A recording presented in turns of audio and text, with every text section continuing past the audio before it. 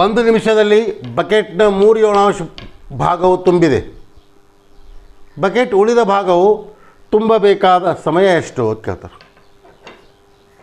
ಮೊದಲ ತುಂಬಿದ ಭಾಗ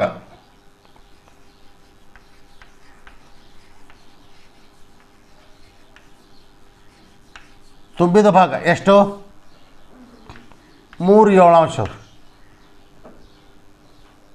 3/7 ಅಂದರೆ ಖಾಲಿ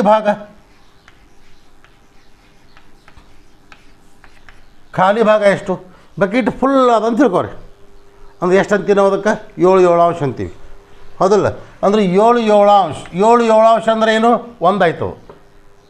ಅಂದ್ರೆ ಪೂರ್ತಿ ತುಂಬಿದ ಅಂದಂಗೆ ಅರ್ಥ. ಅದು 7/7 ಆಯಿತು. ಅದರಲ್ಲಿ ಖಾಲಿ ಭಾಗ ಬೇಕಾಗ್ಯದ ನಮಗೆ. ಖಾಲಿ ಭಾಗ ಬೇಕಾಗ್ಯದಪ್ಪ ಅಂದ್ರೆ ತುಂಬಿದ ಭಾಗವನ್ನು ತೆಗೆದು ಬಿಡ್ರಿ. ಅಂದ್ರೆ 3/7 ಲೋಸ ತೆಗೆದು ಬೇಕಾಗಿಲ್ಲ. ಯಾಕೆ? ಛೇದಗಳು ಈಕ್ವಲ್ ಅದಾವೆ. 7 ಆಯಿತು.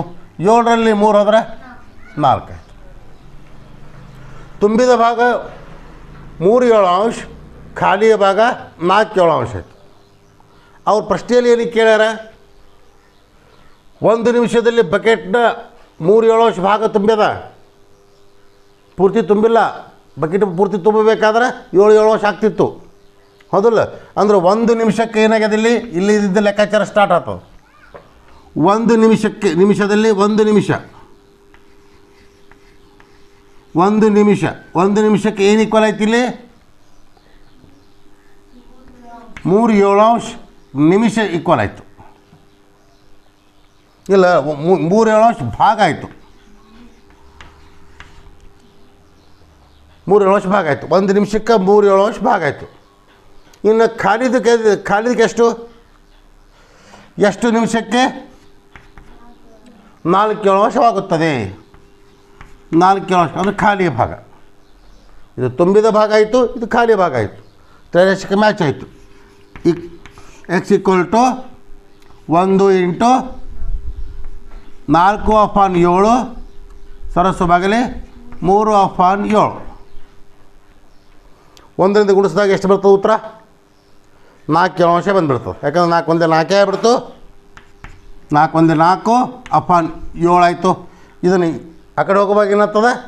ಭಿನ್ನರಾಶಿಯಿಂದ ವೃತ್ಕ್ರಮ ಆಗ್ತದೆ. ಅಂದ್ರೆ 3/7 ಇದ್ದಿದ್ದು × 7 3/7 ಆಯಿತು, ಹೌದಲ್ಲ? 7 ಕ್ಯಾನ್ಸಲ್ ಆಯಿತು. ಏನು ಉಳಿತು? 4/3. 4/3 ಏನಿದು? ನಿಮಿಷ.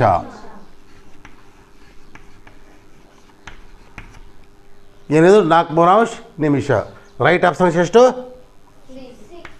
ಸಿ. Right options C. ಹಾಂ, ಅರ್ಥ ಆಯ್ತಾ?